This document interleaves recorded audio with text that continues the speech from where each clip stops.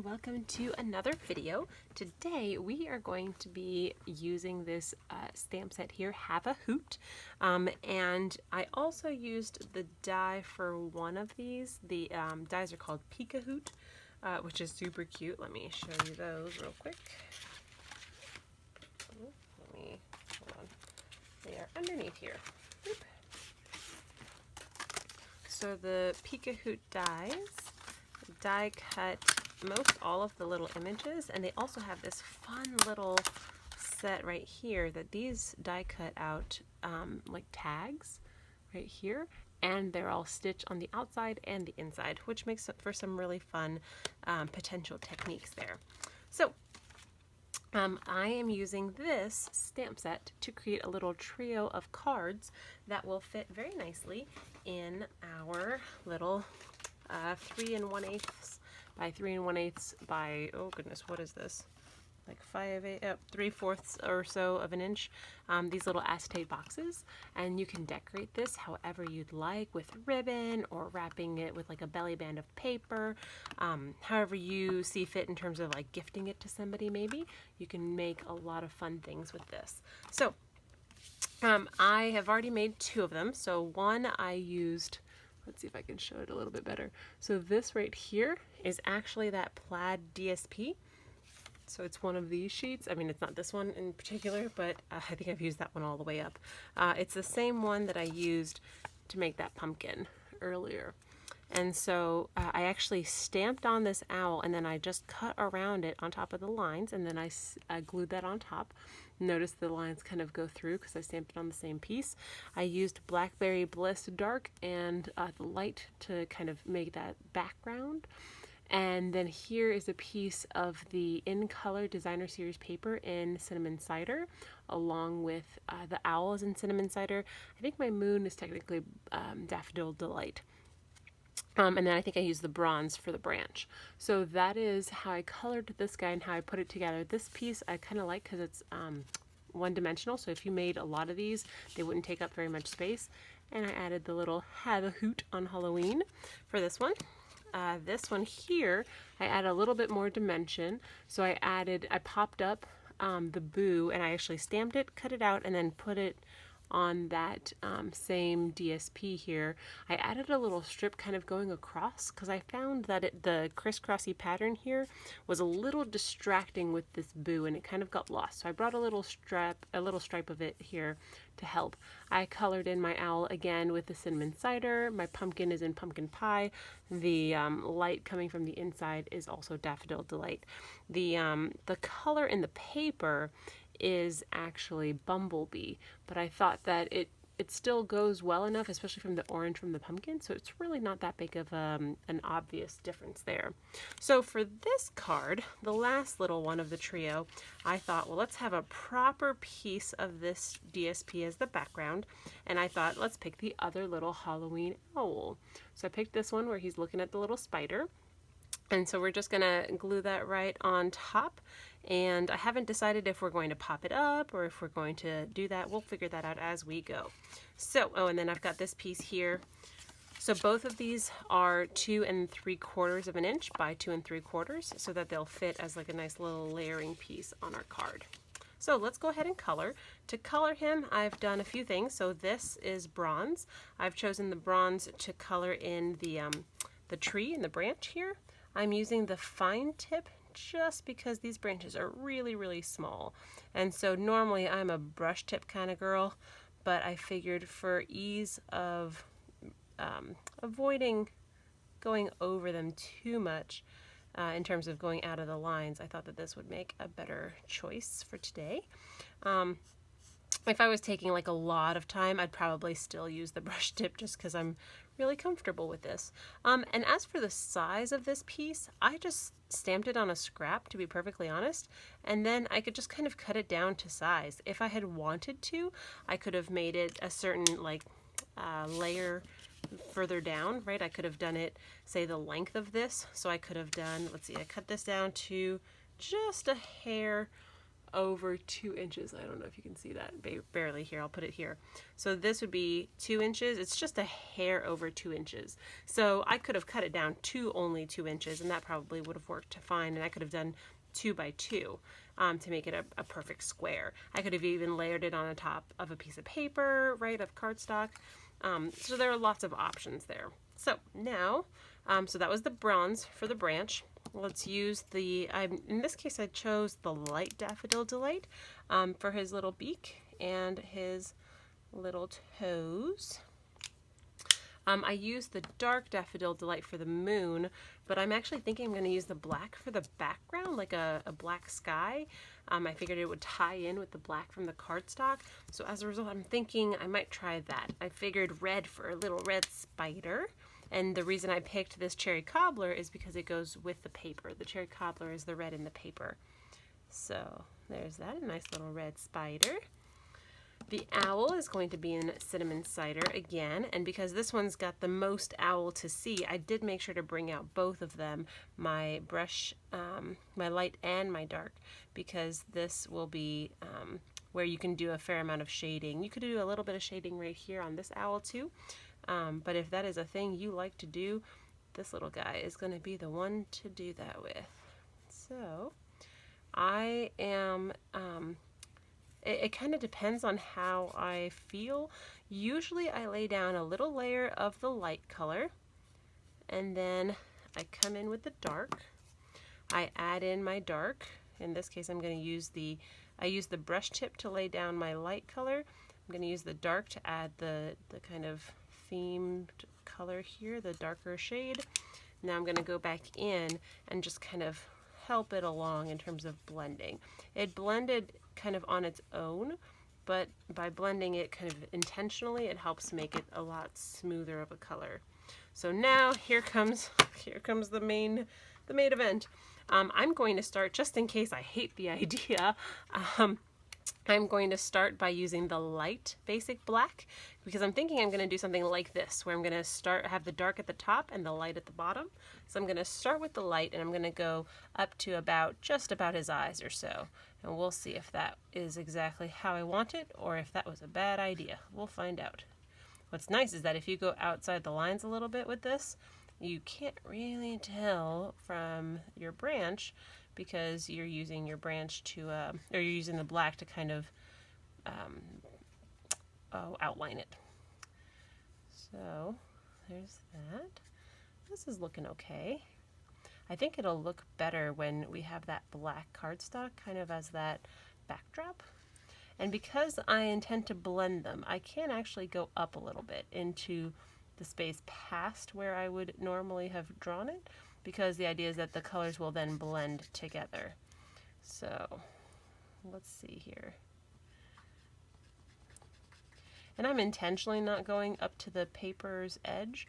I think that that's going to be kind of fun to have sort of that, I don't know, that kind of border around it. It makes it a little bit more, I don't know, unique, and every card will be different if you do it something like this. So, and you won't be able to see his little string, but I think I know, you won't be able to see his little legs either with the black. Did not think about that. Let's see. I think, let's give him a halo for now.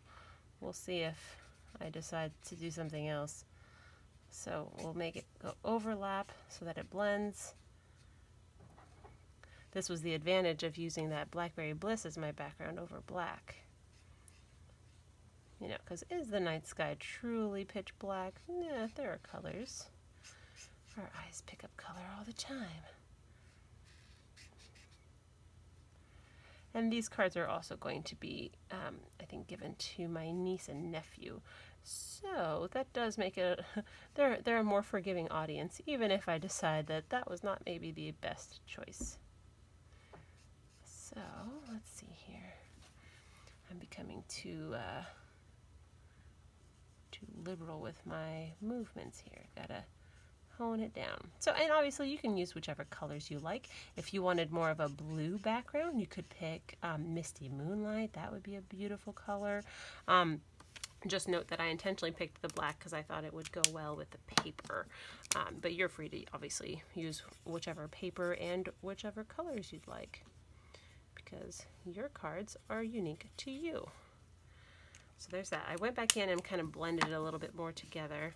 And I think that's kind of the right call, to leave his little legs white in the space between them. I think that you'd see, let me show you kind of up close. You can see that stem, or the little, the thread from his spider web. No, let's color it in. Let's take that plunge. I think that we'll still be able to see it even when it dries. Let's find out. Yeah, you can see it, and it's still pretty wet, like you can see the back here. Yeah, that'll be the right call. All right, we'll color it all in. Let's go ahead and adhere the pieces now. Let's add in our sentiment. Let's add the same one again. Let's have a hoot on Halloween, because that is a cute little saying. And I added my stickers to my piece here. If you do not know how to do that, or you would like a refresher, I have a video for that, and I'll probably be making another one soon. There's a couple sets that I found that I don't actually have them set up properly, or at least completely. So I'm going to go ahead and just use my Memento black ink. And there we go. We'll give this a second to dry, and while it's drying, let's glue our designer series paper down. And what's nice is that it has this fun like black and white. So if you didn't like the cinnamon cider, or you chose a different one, like that looks really nice too, right? If I had chosen a different owl, I had thought of actually using this paper instead for my piece. Oh, let's see here. I was using this earlier, so sometimes a little bit of the glue gets stuck in the tips. Alrighty, let's do it like this. Nice, and let's center it. One of the benefits of using the liquid glue is you can kind of wiggle your paper around a little bit so that it's not struggling, I guess, to stay in one place. And that if you put it down a little bit crooked, you can forgive yourself, and you've got a little bit of wiggle room for it. Notice with the Tombow, you really don't need much. I don't know if you can tell. I've only made like a little outline here, and it's really not too much. So let's go ahead and put that on the inside. And these little cards are, in fact, meant to be just a little card. These are not able to be set in the post, and so you can't send them in the mail. But these are good to hand out to you know, cashiers or bank tellers, or any kind of you know, local worker, your post office you know, worker, your mail carrier. So many options there. And I think, do I want to pop them up? I think I will. I think because I've taken away a little bit of the spider's oomph, I think I'm going to pop it up with dimensionals. And I used on a card I made earlier, I used my dimensionals here. I even used the borders because they are incredibly useful for the card I made. And I can actually show you a sneak peek on that one here.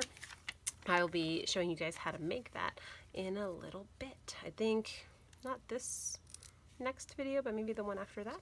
I'll have to find out what my scheduling plans are. So I'll just put 5. I probably didn't need 5, but I like the solid kind of stability of having more dimensionals. Plus you get so many in a package that it really ends up being worthwhile to invest in the quality of your card. So we'll put him right here. The nice thing about the plaid is that you can kind of line it up with the lines in terms of like, is it parallel? So you can kind of make sure that it's exactly how you want it. So there's that. We've got our 3 little cards. Because only 2 of them have dimension, you can definitely make more cards to put them into the little box. But in this case, I've got my box.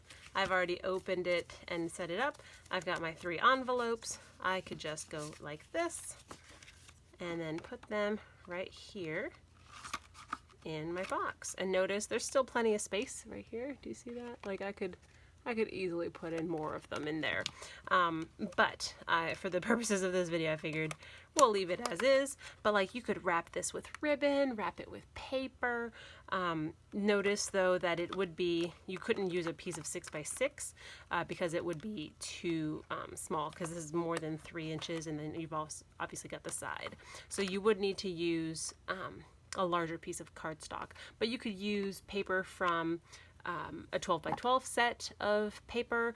You could use ribbon. You could technically use a 6x6 if you made like a belly band, but like that it adhere, like it stayed on the box, because you could have some kind of an embellishment on top that would hide the two ends that didn't quite touch. It would just look like you'd have to do some work to hide that. So I hope you like my little box and my little set of cards. I'll likely do another set of little 3x3 cards, but for the holiday season. I'll probably do one for the Thanksgiving season, as well as one for the Christmas and Hanukkah seasons. If you have any questions, or you wish to get your hands on the materials to make this card, I'll have them all listed below and linked in my blog post, also listed below, so that if you want to actually like just click on a link to take you right to that item that you might need, you can do that from my blog. The other videos that I am going to be making coming up are a little bit more of the Halloween-y, a little bit more of the Thanksgiving, and a few, I'm going to ease my way into holiday cards of Christmas and Hanukkah varieties, because I do need to make many. So here's your sneak peek for one of the upcoming cards. I thought I would make this kind of simple yet pretty spot on in terms of elegant little card. Notice the French. I am originally French Canadian, and so this would be for my family members back in Quebec. So some things to note: I used my scoring tool part of my trimmer, and I scored like a little border around it, and I'll show you how to do that when I show you how to make this card. So look for that in an upcoming video. But for now, I hope you are enjoying your October. If you need anything, or go ahead and get in touch with me, and I'll see you guys in the next video. Bye!